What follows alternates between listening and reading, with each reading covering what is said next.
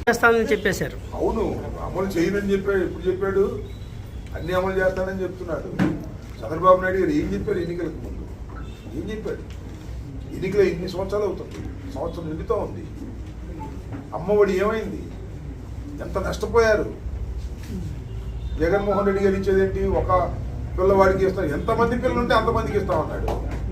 సంవత్సరం అయింది, ఇంకా హామీని అమలు చేస్తానని హామీ ఇస్తున్నాడు. ఇది గొప్ప విషయం. నేను ఎప్పుడు ప్రజాస్వామ్యంలో చూడాల. నేను ఇచ్చినటువంటి హామీని అమలు చేస్తాను అని మళ్ళీ హామీ ఇస్తున్నాడు. ఎన్నిసార్లు ఇస్తాడు హామీ? నాకు అర్థం కాదా. అమలు చేయరా స్వామి అంటే నేను ఫలాంతానికి నుంచి అమలు చేస్తా అంటున్నాడు. ఆ ఫలాంతానికి మళ్ళీ కనపడదు. అదే చంద్రబాబు నాయుడు గారి మోసపూరిత రాజకీయాలు. చంద్రబాబు నాయుడు గారు వెన్నుపోటుతోనే పరిపాలన చేస్తాడు. ఎన్టీ రామారావుని వెన్నుపోటు పొడిచి అధికారంలోకి వచ్చాడు. రాష్ట్ర ప్రజల్ని వెన్నుపోటు పొడుస్తున్నాడు. అంతకుముందు కూడా వెన్నుపోటు పొడిచాడు. ఏం పొడిచాడు మీ అందరికీ తెలుసు. రుణమాఫీ ఇచ్చేస్తానన్నాడు. ఏమైంది? రుణమాఫీ ఇచ్చాడా? రేవు దాటిందో తెప్పదాగలేశాడు, ఓడిపోయాడు. మళ్ళీ ఏదో మార్పు వచ్చింది. జగన్మోహన్ రెడ్డి గారి కన్నా ఎక్కువ ఇస్తాడు. జగన్మోహన్ రెడ్డి గారు ఒక పిల్లవాడికి ఇస్తున్నాడు, కనపడేవాడు కల్లా ఇస్తాను, ఇంతమందికి ఇంకా కనమంటున్నాడు. ఇంకా కనాలంట, ఇంకా కంటే ఆడపడేస్తా అన్నాడు. మళ్ళీ ఇప్పుడు నా హామీని అమలు చేసే బాధ్యత నాది, మళ్ళా హామీని అమలు చేస్తానని హామీ ఇచ్చేటటువంటి పరిస్థితికి వాళ్ళు చంద్రబాబు నాయుడు గారు ఎన్నాళ్ళు మోసం చేస్తాడని అడుగుతున్నా. గత ఎన్నికల్లో మోసం చేశాడు, ఇప్పుడు సంవత్సరం మోసం చేశాడు, మళ్ళీ ఇంకా మోసం చేసే కార్యక్రమం చేస్తున్నాడు. మోసపూరితమైనటువంటి వాగ్దానాలు మాటలు చెప్పేటటువంటి చంద్రబాబు నాయుడు గారిని గెలిపించి మోసపోయామని ప్రజలు అనుకుంటున్నారు. కాబట్టే రేపు 4వ తారీఖున రాష్ట్ర వ్యాప్తంగా జిల్లా హెడ్ క్వార్టర్స్లో వెన్నుపోటు దినోత్సవాన్ని మేము నిర్వహిస్తున్నాం. పార్టీ పిలుపు మేరకు దాని మీద ఎక్స్పోజ్ చేస్తాం. ఆ రోజున ఈ లోపల 7 నియోజకవర్గాలకు వెళ్ళి ఎక్స్పోజ్ చేస్తాం. చంద్రబాబు నాయుడు గారు ఏం చెప్పాడు, ఏం చేస్తున్నాడు, పెద్దగా ఏం అవసరం రా. ఉరిమి దుంప దగ్గర మిర్చి ధర ఎంత ఉన్నాయా, పత్తి ధర ఎంత ఉన్నాయా, పొగాకు ధర ఎంత ఉన్నాయా, రైతుకు అసలు గిట్టుబాటు ధర ఉందా అని అడుగుతా ఉన్నా. ఈ సంవత్సర కాలంలో చంద్రబాబు పాదం పెట్టాడు, రైతు నాశనం అయిపోయాడు. ఒక్కొక్క రైతుకి మినిమం ₹1,00,000 నష్టం వచ్చింది వాళ్ళ రాష్ట్రంలో. మినిమం ₹1,00,000. పత్తి వేసిన, మిర్చి వేసిన, టుబాకా వేసిన అల్లాడిపోతున్నారే. బంగారం బ్యాంకుల్లో పెట్టుకుని తీసుకొచ్చి పెట్టుబడి పెట్టి కొనేవాళ్ళు లేక మిర్చి 11,700 ఏదో చెప్పాడు, 11,785 ఒక్క క్వింటాలు కొన్నారా? 7,000, 8,000. తేజ మిర్చి కూడా 8,000. దిక్కుమొక్కు లేని పరిస్థితికి వాళ్ళ రైతులు ఎట్టబడ్డాడే. రైతు ఉసురు కొట్టదా చంద్రబాబు అని అడుగుతా ఉన్నా. రైతు ఉసురు చంద్రబాబుకి కూటమి ప్రభుత్వానికి కొడుతుంది.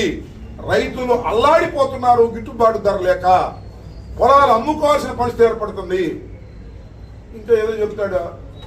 ఆ మధ్యన కేంద్ర ప్రభుత్వంలో ఉన్నటువంటి కేంద్ర మంత్రితో మాట్లాడి రైతుకి మిర్చి ధర గిట్టుబాటు ధర ఇప్పించా అన్నాడు. ఒక్కటి కొన్నట్టు చూపించండి, ఒక్క కింటా కొన్నట్టు చూపించండి, రాజకీయానికి సన్యాసం తీసుకుంటాం. సవాల్ చేస్తున్నా. డబ్బా కొట్టుకొచ్చారు. ఇక్కడ మన ఎంపీ గారు, ఇక్కడ మన గుంటూరులో ఉన్న ఎంపీ గారు, కేంద్ర మంత్రి గారు, అది చంద్రబాబు నాయుడు గారు కేంద్ర మంత్రులతో మాట్లాడి మిర్చి రైతుకు గిట్టుబాటు ధర ఇచ్చినందుకు వారికి మా అభినందనలు అన్నాడు.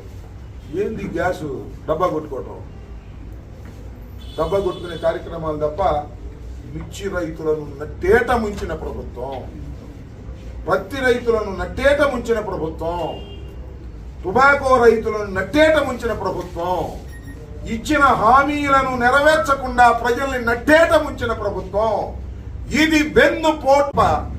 ప్రజలకు మేలు చేద్దామని ఆలోచనలోనే చంద్రబాబు నాయుడు గారు లేరు. అందుకే 4వ తారీఖున వెన్నుపోటు ప్రభుత్వాన్ని ఎండగట్టేందుకు పెద్ద ఎత్తున వైఎస్ఆర్ కాంగ్రెస్ పార్టీ కార్యకర్తలు, రైతులు, ప్రజలు కలిసి రావాలని మీ ద్వారా వారికి విజ్ఞప్తి చేస్తున్నారు. ఇప్పుడు మీకు ఇచ్చిన మీ ప్రభుత్వం ఇచ్చిన రేషన్ వాహనాల విషయంలో వాళ్ళు రోడ్డు మీద పడ్డారు. అంటే వాళ్ళకి రద్దు చేశారు. రేషన్ ఇంటికి వెళ్ళి ఇవ్వమంటున్నారు. రేషన్ అసలు ఇంటికి వెళ్ళి ఇవ్వద్దు, వాడే రమ్మండి. రేషను మందు మాత్రం ఇంటికి వెళ్ళి మాత్రం మందు మాత్రం ఆ స్విగ్గీనా ఏదో ఉంటుంది అట్టాగో మందు మాత్రం ఆర్డర్ ఇస్తే చాలు వాట్సాప్ గ్రూప్లో ఇంటికి వచ్చేస్తుంది. ఏ బాటిల్ కంటే ఆ బాటిల్. సుమో అంటే ఏదో ముందు చెప్పాడు మా జగన్మోహన్ రెడ్డి గారు, మీకు ఏమి మందు కావాలిస్తే అది బ్రాందీ షాప్ దగ్గరికి వెళ్ళాల్సిన అవసరమే లేదు, ఇంటికి వచ్చేస్తున్నారు. రేషన్ మాత్రం ఆయన షాప్ దగ్గరికి వెళ్ళాల్సిందే, వాడిని బతిలాడాల్సిందే, వాడి దగ్గర తీసుకోవాల్సిందే, లేకపోతే ఇవ్వరు. శభాష్ చంద్రబాబు, శభాష్ అయ్యా. మందు మాత్రం ఇంటింటికి ఇస్తావు, నిత్యావసర వస్తువులు మాత్రం ఇంటికి ఇవ్వవు, కొట్టుకెళ్ళి కొనుక్కోవాల్సిందే. శభాష్ చంద్రబాబు ప్రభుత్వం అంటే. పూర్వం మేము రాజశేఖర్ గారి టైంలో చంద్రబాబు నాయుడు గారు అధికారంలో ఉన్నప్పుడు నారావారి సారా పాలన అనేవాళ్ళం. నారావారి సారా పాలన. సారా పోయింది ఇప్పుడు, ఇది కూడా అంతే. నారావారి సారా పాలన లాగా ఇంటింటికి మధ్యాహ్నం పొలాలు కూడా పెట్టాడు, ఇంకోవడం మీటర్ పెట్టి. ఈ రకంగా దౌర్భాగ్యమైన పాలన చేస్తున్నటువంటి చంద్రబాబు నాయుడు గారిని తల పట్టుకుంటున్నారు ప్రజలు ఓట్లు వేసినందుకు.